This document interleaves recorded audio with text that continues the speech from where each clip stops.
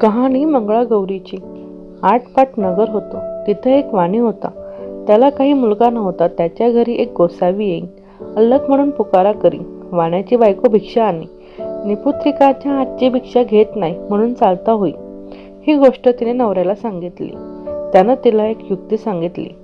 दाराच्या आत लपून बस. अल्लख म्हणताच सुवर्णाची भिक्षा घाल. अशी भिक्षा झोळीत घातली. बोवांचा नेम मोडला. बाईवर फार रागावला. मूल बाळ होणार नाही असा शाप दिला. तिनं त्याचे पाय धरले. बोवांनी उशाप दिला. बोवा म्हणाले, आपल्या नवऱ्याला सांग, निळ्या घोड्यावर बस, निळी वस्त्र परिधान कर, रानात जा, जिथं घोडा आडेल तिथे खण, देवीचं देऊळ लागेल, तिची प्रार्थना कर, ती तुला पुत्र देईल. असं बोलून बोवा चालता झाला. तिनं आपल्या पतीस सांगितलं. वाणी रानात गेला. घोडा अडला, तिथं खणलं, देवीचं देऊळ लागलं. सुवर्णाचं देऊळ आहे. हिरेजडिताचे खांब आहेत. मानकांचे कळस आहेत. आत देवीची मूर्त आहे. मनोभावे पूजा केली. त्याला देवी प्रसन्न झाली. वर माग म्हणाली. घरदारं आहेत, गुरंढोरं आहेत, धनद्रव्य आहे, पोटी पुत्र नाही म्हणून दुःखी आहे. देवी म्हणाली, तुला संततीचं सुख नाही. मी प्रसन्न झाले आहे तर तुला देते. अल्पायुषी पुत्र घेतलास तर गुणी मिळेल. दीर्घायुषी घेतलास तर जन्मांत होईल. कन्या घेतलीस तर बालविधवा होईल. इच्छा असेल ते मागून घे. त्यानं अल्पायुषी पुत्र मागितला. देवीनं, माझ्या मागल्या बाजूला जा, तिथे एक गणपती आहे. त्याच्या मागं आंब्याचं झाड आहे. गणपतीच्या दोंडावर पाय दे, एक फळ घे, घरी जाऊन बायकोला खाऊ घाल, म्हणजे तुझा कार्यभाग होईल, असं सांगितलं. नंतर देवी अदृश्य झाली. देवळामागं गेला. गणपतीच्या दोंडावर पाय दिला. झाडावर चढला. पोटभर आंबे खाल्ले. मोठभर घरी नेण्याकरिता घेतले. खाली उतरून पाहू लागला. तो आपल्या मोठेत आंबा एकच आहे. असं 4-5 वेळा घडलं. गणपतीला त्रास झाला. त्यानं सांगितलं, तुझ्या नशिबी एकच फळ आहे. फळ घेऊन घरी आला. बायकोला खाऊ घातलं. ती गरोदर राहिली. दिवसा मासा गर्भ वाढू लागला. 9 मास पूर्ण झाले. वाण्याची बायको बाळंतीण झाली. मुलगा झाला. उभयतांना आनंद झाला. दिवसा मासी वाढू लागला. 8व्या वर्षी मुंज केली. 10व्या वर्षी लग्न करा म्हणाली. काशी यात्रेशिवाय लग्न करणार नाही असा माझा नवस आहे, असा जबाब दिला. काही दिवसांनी मामाबरोबर यात्रेस पाठविलं. मामा भाचे काशीत जाऊ लागले. जाता जाता काय झालं, वाटेत एक नगर लागलं. तिथं काही मुली खेळत होत्या. त्यात एकमेकींचं भांडण लागलं. एक गोरी भुरकी मुलगी होती. तिला दुसरी मुलगी म्हणू लागली, काय रांड द्वाड आहे, काय रांड द्वाड आहे. तेव्हा ती मुलगी म्हणाली, माझी आई मंगळागौरीचं व्रत करीते. आमच्या कुळावंशामध्ये कोणी रांड होणार नाही. मग मी तर तिची मुलगी आहे. हे भाषण मामांनी ऐकलं. त्यांच्या मनात आलं, हिच्याशी आपल्या भाच्याचं लगीन करावं, म्हणजे हा दीर्घायुष्य होईल. परंतु ते घडतं कसं? त्या दिवशी तिथं त्यांनी मुक्काम केला.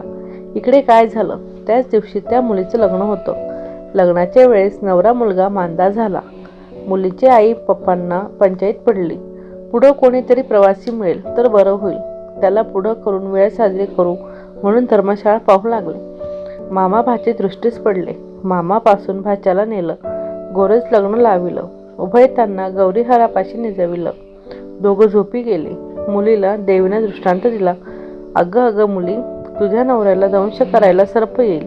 त्याला पिण्याकरिता दूध ठेव. एक कोरा करा जवळ ठेव. दूध पिऊन सर्प कऱ्यात शिरेल. अंगच्या चोळीनं तोंड बांधून टाक. सकाळी उठून आईला ते वाण दे. तिने सर्व तयारी केली. दृष्टांताप्रमाणे घडून आलं. काही वेळानं तिचा नवरा उठला. भूक लागली म्हणू लागला. लाडू खायला दिले. फराळ झाल्यावर त्यानं तिला आपली अंगठी दिली. पहाटेच उठून ताट घेऊन बिराडी गेला. मामा भाचे मार्गस्थ झाले. दुसऱ्या दिवशी काय झालं? हिनं सकाळी उठून स्नान केलं. आपल्या आईला वाण दिलं. आई उघडून पाहू लागली. तो आत हार निघाला. आईनं कन्येच्या गळ्यात हार घातला. पुढं पहिला वर मांडवत आला. मुलीला खेळायला आणली. ती म्हणाली, हा माझा नवरा नाही. मी याचबरोबर खेळत नाही. रात्रीची लाडवांची व अंगठीची खून काही पटेना. आई बापांना पंचायत पडली. हिचा नवरा कसा सापडतो? नंतर त्यांनी अन्नछत्र चालू केलं. जो ब्राह्मण येईल त्याचे पाय अंगठी घालून मुलीनं धुवावे. आईने पाणी घालावं. भावांनी गंध लावावं आणि बापाने विडा द्यावा. असा क्रम चालू केला. शेकडो लोक येऊन जेवू लागले. इकडे मामा भाचे काशीस गेले. पुष्कळ दान धर्म केले, तीर्थयात्रा केल्या, ब्राह्मणांचे आशीर्वाद घेतले. एके दिवशी भाच्यास मूर्छा आली. यमदूत प्राण न्यायला आले. मंगळागौर आडवी आली. त्या दोघांचे युद्ध झालं. यमदूत पळून गेले. गौर तेथे अदृश्य झाली. भाचा जागा झाला. तसा आपल्या मामास सांगू लागला, मला असं स्वप्न पडलं. मामा म्हणाला, ठीक झालं, तुझ्यावरचं विघ्न टळलं. उद्या आपण घरी जाऊ. परत येऊ लागले. लग्नाच्या गावी आले. तळ्यावर स्वयंपाक करू लागले. दासींनी येऊन सांगितलं, इथं अन्नछत्र आहे, तिथे जेवायला जा. ते म्हणाले, आम्ही परान्न घेत नाही. दासींनी यजमानानेच सांगितलं. यांनी पालखी पाठविली. आदरातिथ्यांना घरी नेलं. पाय धुताना मुलीनं नवऱ्याला ओळखलं. नवऱ्याने आणखी ओळखली. आईबापांनी विचारलं, तुझ्याजवळ खून काय आहे? त्यानं लाडवाचं ताट दाखविलं. सर्वांना आनंद झाला. भोजन समारंभ झाला. मामा भाचे सून घेऊन घरी आले. सासूनं सुनेचे पाय धरले. तुझ्यामुळं माझा मुलगा वाचला असं म्हणाली. तिनं सांगितलं, मला मंगळागौरीचं व्रत असतं. ही सगळी तिची कृपा. सासर माहेरची घरची दारची माणसे सर्व एकत्र झाली आणि त्या व्रताचं उद्यापन केले. मंगळागौर तिला प्रसन्न झाली. तशी तुम्हा आम्हा हो आणि आपलं सौभाग्य अखंड राहो इतकीच देवाची प्रार्थना करा. ही धर्मराजाला कृष्णानं सांगितलेली 60 उत्तरांची कहाणी 5 उत्तरे सुफळ संपूर्ण.